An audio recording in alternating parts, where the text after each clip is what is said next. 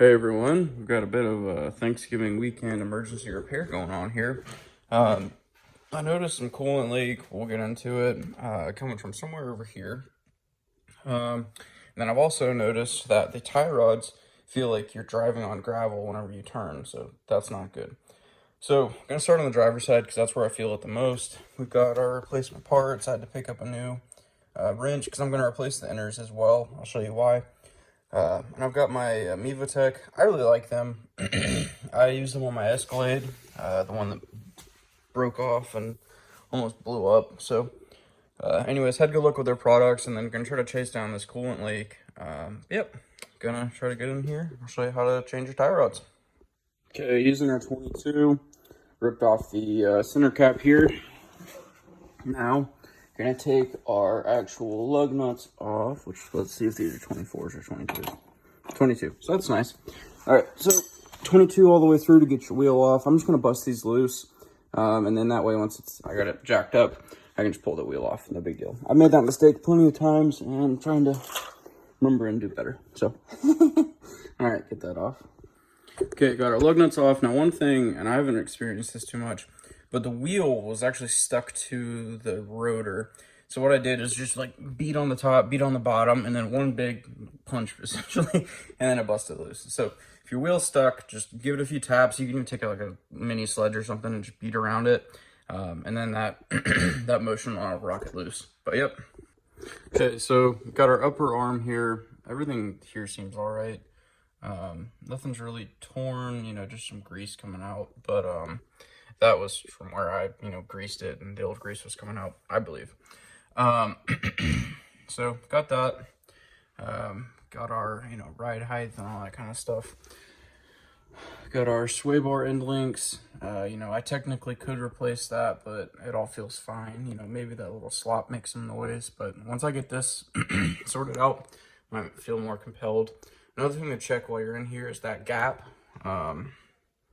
I've worked on trucks where there's like, you could put like a screwdriver through it, and that's not good. So I got our lower here, and that mostly seems all right.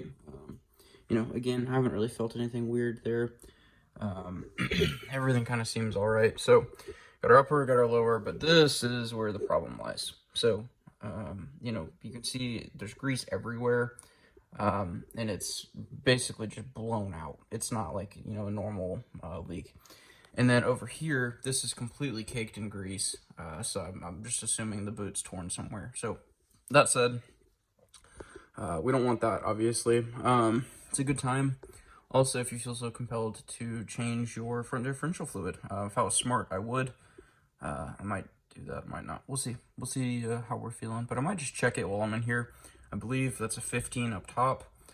If you do decide to do that, which I'll have a video on at some point, start with your top bolt always, whether it's your front, your rear, which the rear is just the plate, but make sure, well, especially on the rear, because I had one on an 87 Suburban that we had to like tap it out. So always, always, always before you drain, make sure you can get the fill plug out. Even on transfer case, aluminum can, corrode within itself, whatever. So just calling that out. So, it's my understanding that you really shouldn't be able to do this. And you can literally see inside of it. So, this boot's just trashed. The upper, doesn't look confidence inspiring either. So I'm gonna replace these. I've never done an upper, just because it's a little bit more involved, but I did get the correct tool. So we'll do it together. What I think I'm gonna do is rip this off, undo that, see if I can just bring it out together, and then set up my new one on the ground. So I'm gonna give that a shot. All right, I did end up bringing a light out here because it was way too dark. But anyways, this is a 21 millimeter to get this top nut off, and that Sunex, I believe 36 crow's foot does fit. So I'll let you know if I have any issues with that. Again, never done that before, so I'll let you know. But yep, there's that 36 there. So right on.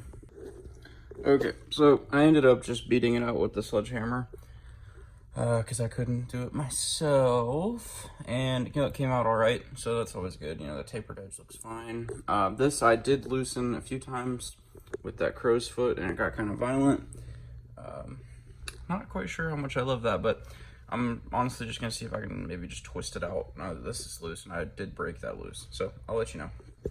Okay, so like I said, I ended up just going under it. You know, I did come out here to bust it loose initially with the gun, but honestly, I had better luck just laying right here and then using the ratchet and like 3/4 rotations just to bust it loose.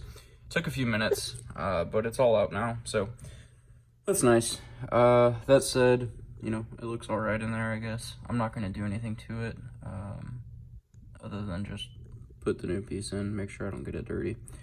I did check my front diff fluid. It looked fine. You can see a little bit actually coming out at the top. I just dipped a finger in there and it looked basically brand new. So that's what you want to see. And it was at the top even jacked up. So this thing, you know, she does have her flaws, but you know, the stuff that I cared about was done. So because like on these 3/4 tons, for whatever reason, it's like almost impossible to get this front chunk out. So that was one thing I was not gonna deal with, which, you know, thankfully I don't have to. So anyways, everything else up here I believe looks okay. So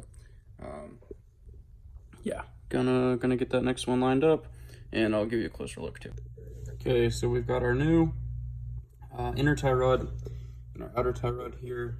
You know, as you can see, I'm trying not to get absolutely disgusting, but you know, this is just all ripped and torn up, just completely falling apart. So it is what it is. It happens. And then otherwise, this one, you know, not covered in grease.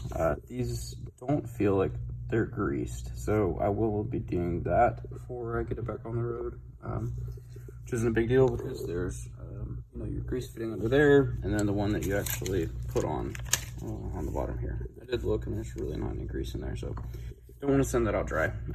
Anyways, so alrighty, cool. So what I'm gonna do is, you know, make sure that everything kind of lines up, same length and whatnot, and then get that kind of set there, and we'll go from there. Okay, so using the torque wrench, your inner goes to 74 foot-pounds, based on some forums that I was reading on. And then, yep, so did that, and I got my outer squeezed on here, as you can see, you know, completely dry. Gonna grease that up in a minute. That said, though, I hope we can get a lock through there. But anyways, gonna grab the torque specs for that, torque that down, and get it greased up.